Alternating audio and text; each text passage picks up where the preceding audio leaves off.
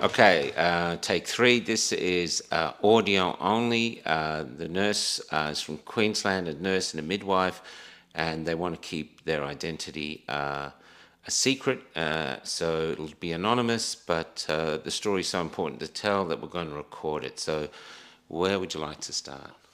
Okay, so originally I was ousted from my profession, and then in mid 2023 they let me back into the fold. Can I ask how long you'd been in the industry? How long you'd been in the health industry? Okay, yeah, so I've been a midwife for 27 years, a registered nurse 30 years, and including my training, going into 34 years. So After 23 years of delivering babies, have you ever got bored of a baby turning up?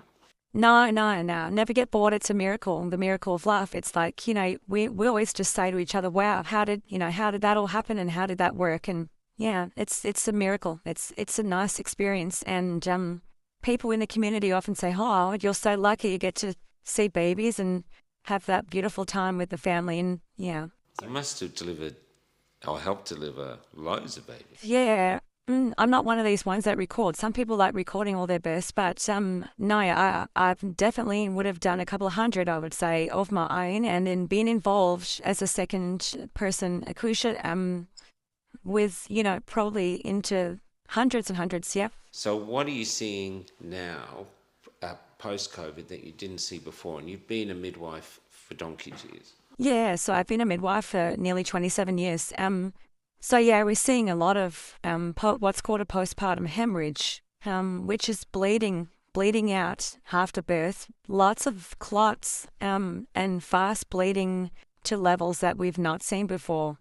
So, you were saying that usually if someone bleeds, it's like 500 mils or less or 100 mils or less. But now, and it's rare, but now you said it's like 9 out of every 10 women? Yeah, definitely.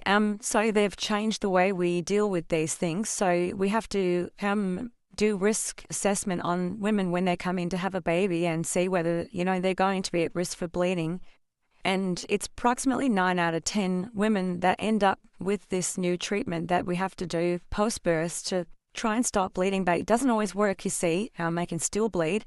Even the women who have cesareans are bleeding on the table a bit, and the doctors are taking a lot longer for closing blood vessels, and just they're struggling, some of them, in that side of the surgical side of it.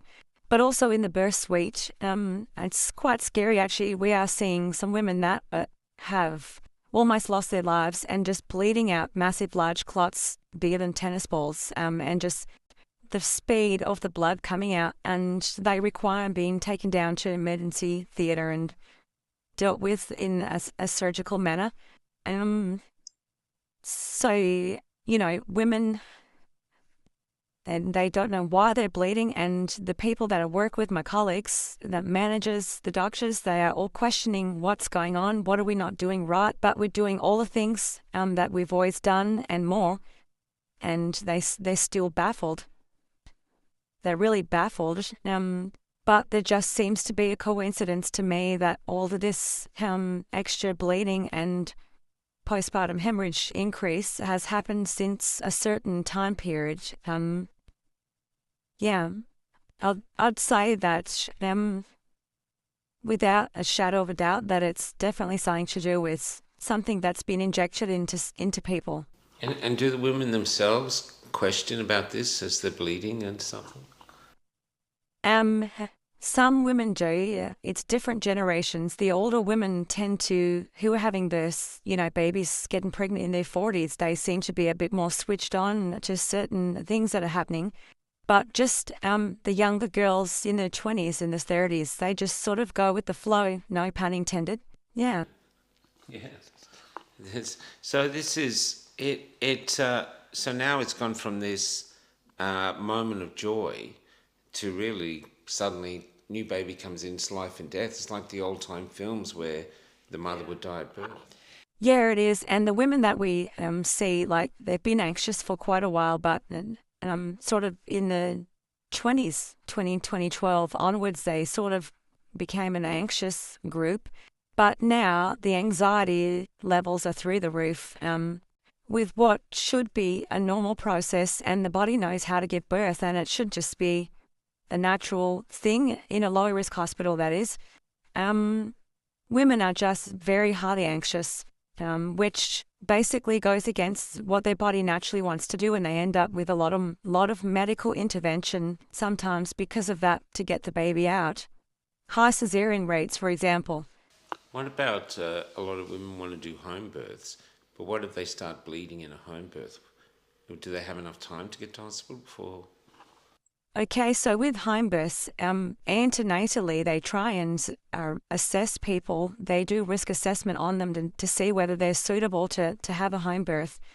But this is what's happening with these bleeding situations, is that someone appears like she's a low risk, but then suddenly they become high risk, and if they're in the house, then the midwives need to call an ambulance and get them to the nearest hospital.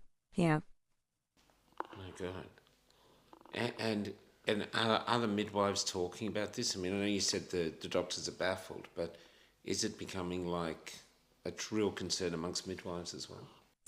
Well, yeah, I mean, they are talking about it from the point of view that they are thinking, well, what is it? And it's increasing our paperwork, because every time a woman loses over 500 mils of blood, we have to do extra paperwork, which then goes in to be investigated. And maybe in 5 or 10 years' time, they might say, oh, that reason was because of X, Y, Z.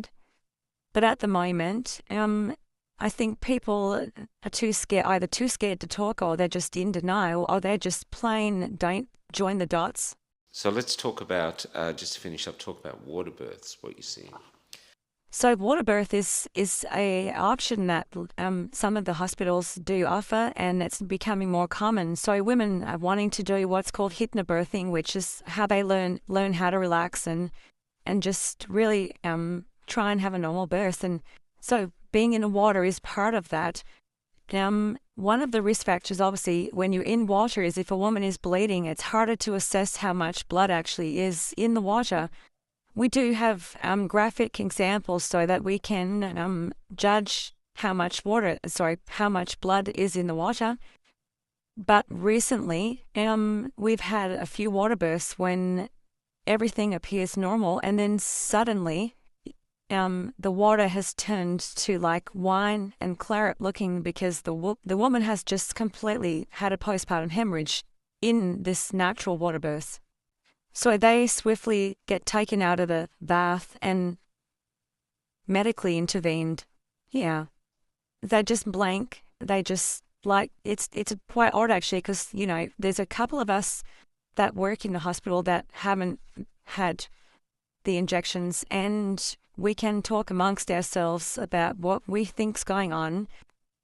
But the others, they don't even, it doesn't enter their brain. No, just, yeah, it's really odd. You must feel like screaming at some point. Yes, definitely. I do, and it's very, very frustrating.